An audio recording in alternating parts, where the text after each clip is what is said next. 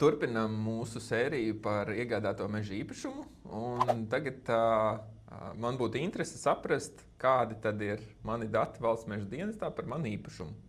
Tas, ko es daru, es uzrakstu vienkārši valsts meža dienests un nonāku valsts meža dienesta e-pakalpojumos. Tad man ir jāpieslēdzās. Gadījumā tas būs e-paraksts. Apstiprinu. Un es esmu iekšā valsts meža dienestā. Tātad šeit būtībā uzreiz ir ātrās saites vai biežāk lietotie e-pakalpojumi. Un manā gadījumā arī tas, kas man interesē.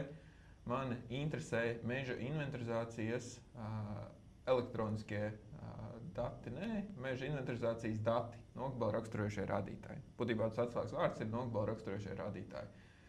Tad šajā gadījumā viņš uzreiz jau zina, kas es esmu un kādi varbūt man tie īpašumi ir. Es izvēlos to, kas man interesē, franči. Un šeit, ja būtu vairāk zemes vienības, tad varētu izvēlēties, kuru. Šajā gadījumā es pateikšu, labi, izgūt visu par visu īpašumu. Tur tikai viena zemes vienība un izvēlēts īpašums. Un tad šeit arī raksta.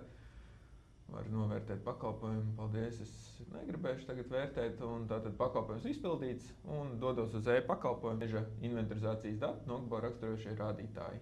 Pabeigts un spiežu uz lejuplādēt failu. Un tad varu apskatīt šos datus šādā veidā.